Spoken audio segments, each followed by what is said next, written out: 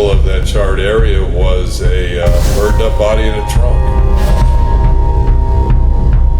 What was found around the body? It was the remnants of a hammer, plastic bag which had been over his head.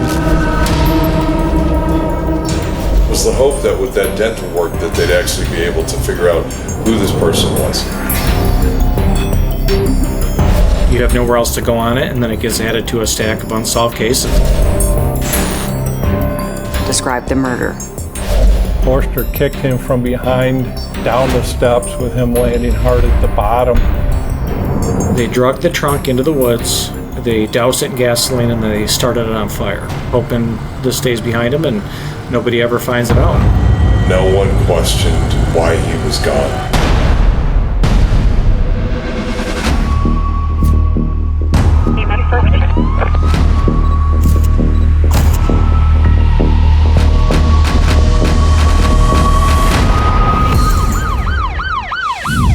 Hi, I'm Nancy O'Dell. Today's Crime Expose takes us to Charlotte, Michigan. In this little town of barely 7 miles square, a long-term love affair collapsed abruptly when both partners vanished into the night. It would take the police 2 decades to solve this mystery, and another 2 years to force the killer into court. The story began on a brisk day in March. A blueberry farmer was traveling into his blueberry field. You had to go down a dirt road. We call it out here a two-track, basically a dirt 2 lanes of road that you would drive up. And to enter into the blueberry field, you had to turn in where there was a gate that had a chain over it. The farmer headed through the gate, looked to his right, and noticed that a chunk of his property had been burned to a crisp. And in the middle of that charred area was a burned up body in a trunk. So the blueberry farmer basically looked at him a minute and said, this can't be true, and drove into his blueberry field and kind of did a lap around his blueberry field, hoping that when he came out that, he would either discover that this was some sort of prank or it just wouldn't be there at all. It was no prank. The body was a deceased male, burned beyond recognition and dumped inside an old footlocker. One phone call later, the county sheriff's office arrived on the scene and began a careful inspection of the terrain. A lot of things to process at the scene. There was obviously a flammable liquid used, so we processed the part as an arson scene. What was found around the body?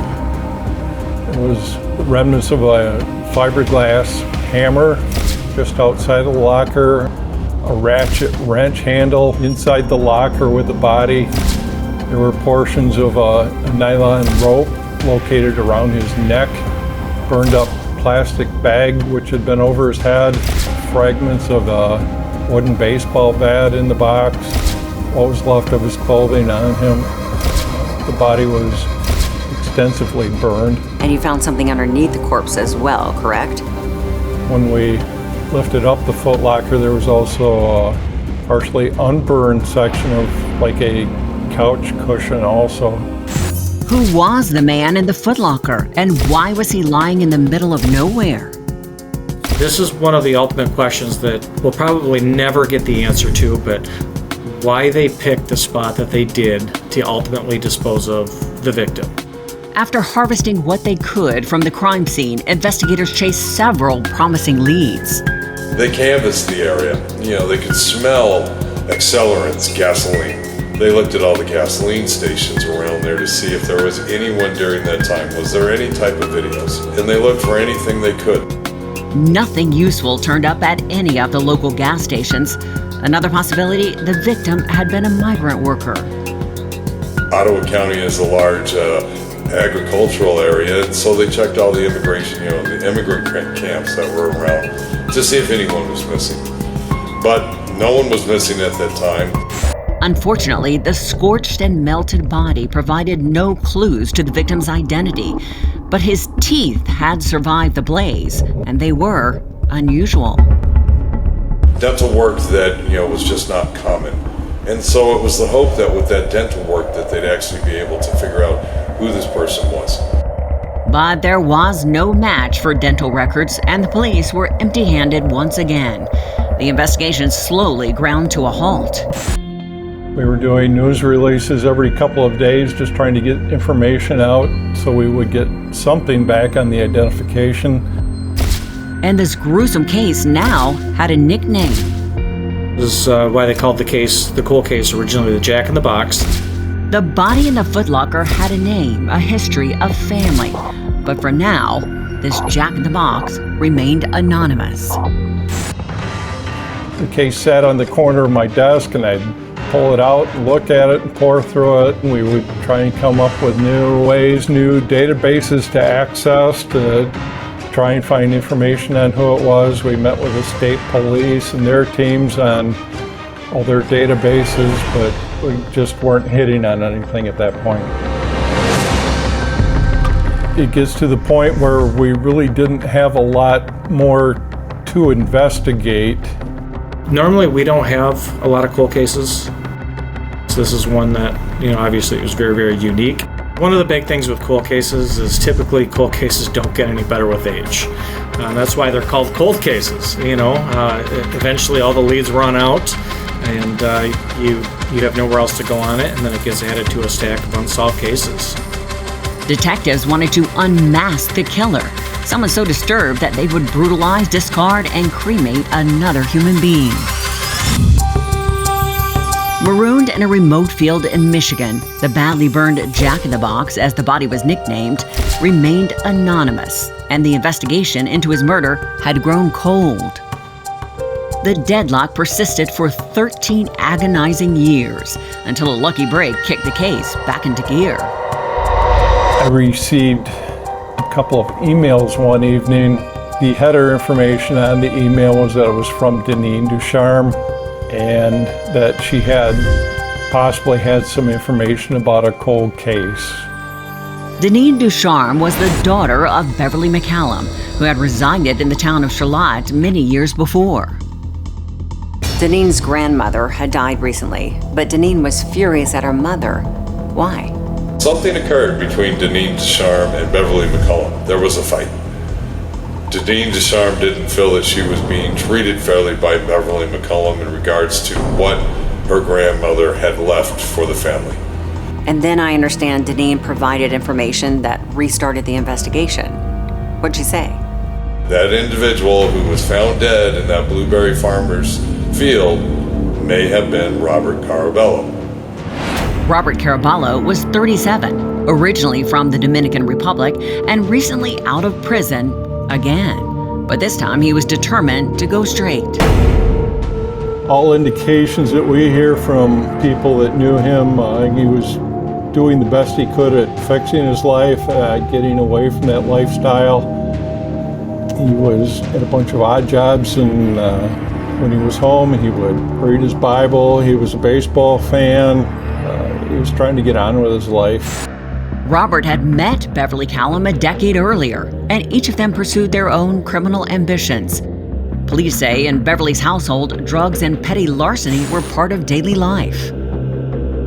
She would try and find ways to make money using her family, a lot of fraud things. We also know that by the time she came to our attention, there were about 5 to 6 aliases, different names she'd used in the past, most of them associated with different men she had spent time with. One of those men she spent time with was Robert Caraballo, but their relationship was far from perfect. From what I could gather, it was a volatile relationship.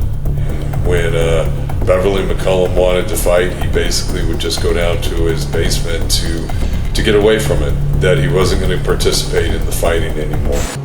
Beverly's daughter, Deneen Ducharme, was also tired of fighting and living a life overloaded with theft and drugs. Beverly would use her a lot to steal things, take things. Deneen talks about moving around a lot as a child. She said she was like 18 or so before she knew what her actual real name was and who her father was. The daughter testified at the trial that mom was still heavily into alcohol. She was using crack cocaine at the time, and she would sometimes do that with either her daughter Deneen or Christopher McMillan. Christopher McMillan was a family friend. A construction worker at the time, he headed off with Deneen at a convenience store and then spent a lot of time hanging around Beverly's house. Since Deneen had suggested that the dead body in the footlocker was Robert Caraballo, the police took a second look at the unique dental work of the corpse. A federal marshal was able to expedite me getting dental records from the federal prison system, and we were able to match the victim's dental records with the prison records, and that's where the identification being Robert Caraballo came. With the investigation catching fire again, detectives wanted to talk to Beverly McCallum, but she had skipped town a long time ago. 30 days after Robert's dead, Beverly McCallum has packed everything up from her house up in Charlotte, sold the house, and has moved to the Caribbean.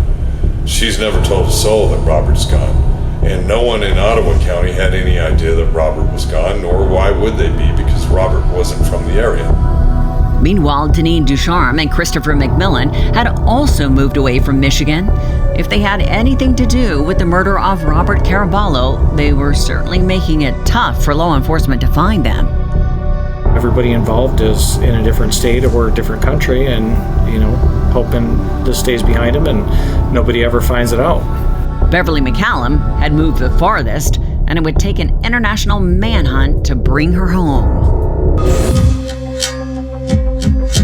Law enforcement wanted to talk to Beverly Callum about the murder of her lover, Robert Caraballo, also known as the Jack-in-the-Box. But Beverly, always an eager traveler, left town, flew overseas, and was rapidly collecting new passport stamps in Jamaica, Pakistan, and Italy. The notice was put out pretty much around the world that she was charged with, open murder and first-degree conspiracy to commit murder, both life offenses without the possibility of parole, and that we were looking to extradite her. The Italian police captured Beverly, but she had one more card to play. She appealed to the European Union for help. Their Human Rights Commission refused to extradite Beverly on a charge of murder one. Without agreeing to change those charges to second-degree murder, they would not give her back to us.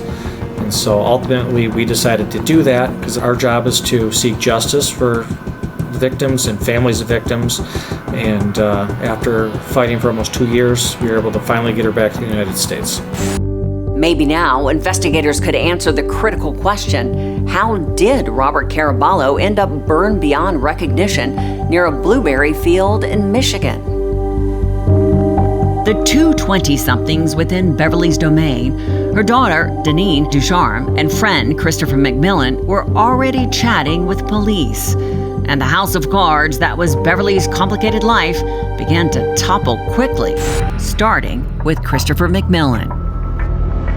Detectives go and knock on his door, and within 5 to 6 minutes, Chris begins to confess. And he pretty much gives a full confession over the 3 or 4 interviews that he has with the detectives, and is finally arrested. And after he is arrested, he admits that what he did was a crime, and agrees that he would testify for the prosecution against Deneen Ducharme and Beverly McCallum. How did Christopher describe the murder? He and Deneen were down in the basement of the home, and they could hear Robert and Beverly arguing upstairs. And the next thing they knew, he was starting down the steps, and Beverly pushed or kicked him from behind down the steps, with him landing hard at the bottom. Police say Beverly, ever manipulative, had convinced Christopher and Deneen to help her execute Robert Caraballo. That's when McMillan, if you would believe his testimony, he had this bat that he swung at the victim. He intentionally missed, according to him. Deneen grabbed a hammer at that point and began striking Robert in the head. Apparently she's not hitting hard enough, so that's when Beverly starts screaming, "Give me the hammer, give me the hammer." Beverly took that hammer and proceeded to strike Robert multiple times on the left side of the head. Robert was laying on the ground, unconscious, bleeding profusely. Beverly put a plastic bag over his head and they tied it around his head with a rope they had there. He was still breathing. He could still see his chest going up and down very, very slightly. He could still see the bag over top of the victim's head moving somewhat. And then after about 2 minutes, he just stopped breathing, and at that point, he would have been dead. And then it was time to get rid of the body. They loaded it up in this old metal footlocker that Beverly McCallum owned. They put it into a van. And then they drove 100 miles to a blueberry field near the coast of Lake Michigan. They dragged the trunk into the woods. They doused it in gasoline and they started it on fire. Then they took off. They left the scene. Christopher McMillan would testify against his accomplices in exchange for a minimum 15 years in prison. Deneen Ducharme was sentenced to life without the possibility of parole. Beverly McCallum, the mastermind of this brutal murder, under the terms of her extradition, was charged with murder in the second degree and was given 40 to 60 years behind bars. We were lucky that we got a couple of really good leads that ultimately ended up, one, solving the case, and two, bringing justice to the different victims involved. And for the late Robert Caraballo, perhaps there was some justice that the murderous trio could not harm anyone else for the time being. Here was a situation where Robert was attempting to just become a normal member of the community, but yet, obviously hadn't succeeded far enough that no one questioned why he was gone. It took 20 years, but Robert Caraballo, aka the Jack in the Box case, was finally closed. Beverly McCallum was grounded, her jet-setting ways now confined to the walls of the prison in which she was incarcerated. And now, it's time for today's Safety Spotlight. While disagreements and arguments are a natural part of family dynamics, it is crucial to recognize when such conflicts escalate into verbal and emotional abuse. This often serves as a warning sign that physical violence may follow. Additionally, engaging in a relationship with someone involved in criminal activity can heighten your risk of violence and entangle you in their illegal actions. If you find yourself in an abusive relationship with a family member or partner, or if your partner is involved in criminal activities, it is important to consider ending the relationship and notifying the authorities. For further support and resources, reach out to the National Domestic Violence Hotline at 1-800-799-SAFE. For all of us at Crime Exposé, please join us next time and stay safe.